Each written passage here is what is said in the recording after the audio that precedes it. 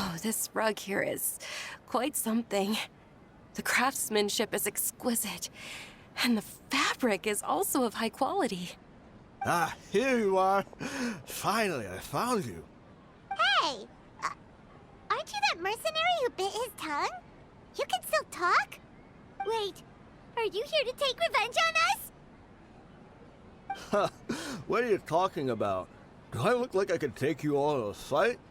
I just came here to give you something. I'll be on my way to give myself up to the Corps after this.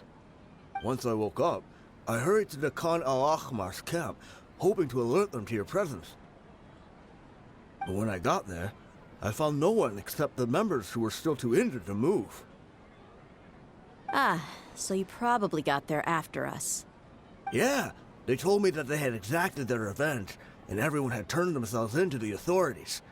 Even that last camp was not going to last for much longer. I had joined the cause to repay an old favor from Kusela. Now that everyone's already turned themselves in, I might as well do the same. One of the injured members gave this box to me, and told me that it contained some of the old man's last possessions. Everything left in the camp will get confiscated, so I figured I should get this to you before the Corps could get their hands on it. Thank you. No worries. We are all just living our own truths. There's no need to comment or judge anyone for it. So this box contains everything that Dia's father left behind. Huh. It feels lighter than expected. Well, back in the day, the first thing he did with any Mora was spend it on things like drinks and meat. But let's see what's inside. What's this? It's just a bunch of junk. Ugh, it kinda stinks. Perhaps it's just been left unopened for too long. A handwritten copy of a storybook. The paper's already yellowed, and it looks like it's about to fall apart. It was against the Academia's rules to possess books for personal use. If he was going to break that rule, he could have at least copied something useful. That probably means this was really important to him.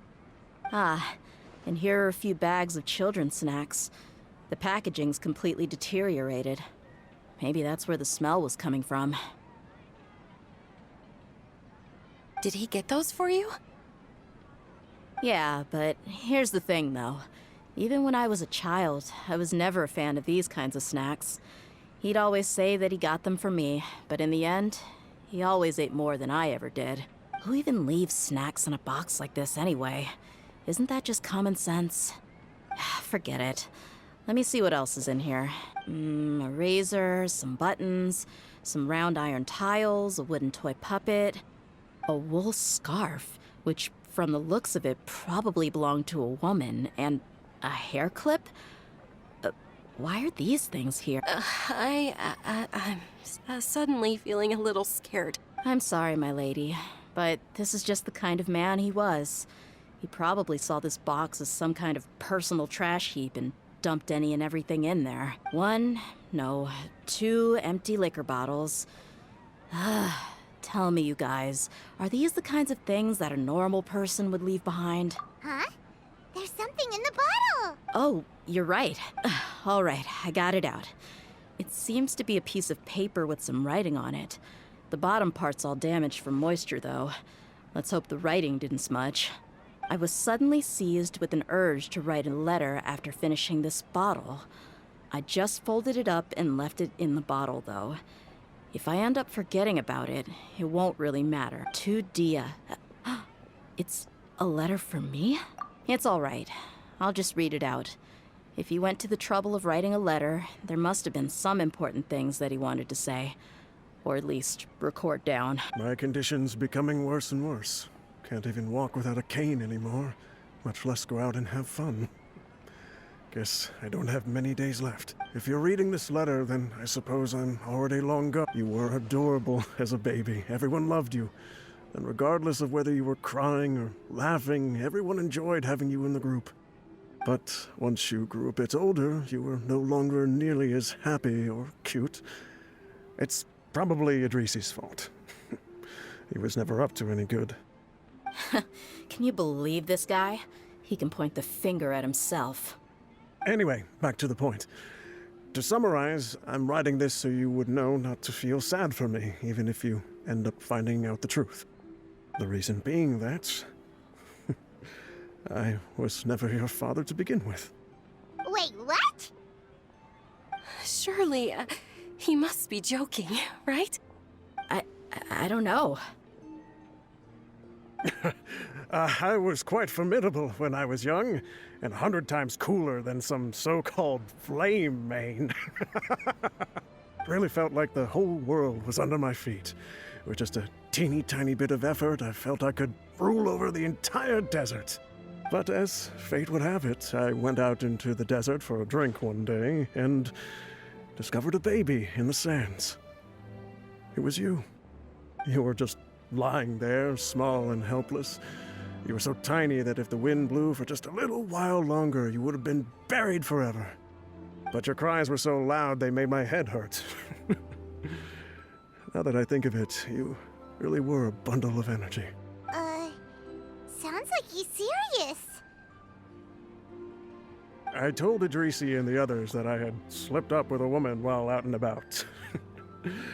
None of them even doubted me. I'm sorry that I had to lie to them for so long, but I really had no other choice. I was their most esteemed leader, after all. It's not like I could just tell them that I suddenly wanted to play at being a father. At this rate, I'll puke up all the liquor I just drank from this bottle. Anyway, Dia, you possess the kind of freedom and kindness that we could only dream of. As far as how you should live your life, that'll be up to you to decide. That's the end of the letter. In the end, he was still thinking of me as a little child. I suppose, or I would have suffocated under the sand a long time ago. He was a good father to you. The fact that he wasn't a blood relative doesn't change that. Yeah, it's just a pity that we had to learn the truth of everything like this. Do you already have some ideas about the decision that he wanted you to make? I do. If he first found me alone in the sands, then I want to try my hand at finding the person who abandoned me. I just have one wish. To tell them a story. That there once existed a childish and foolish jerk with a heart of gold. And that only under his care was I able to grow and mature into the person I am today. If you end up finding any leads, can you share them with us? We go on adventures all the time. Maybe we'll be able to find some information for you.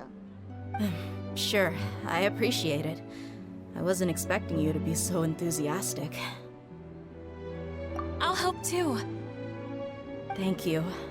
All of you. Thank you so much. My life has certainly had its twists and turns, but I've always considered myself lucky, because no matter where I've gone, I've always been surrounded by incredible kindness.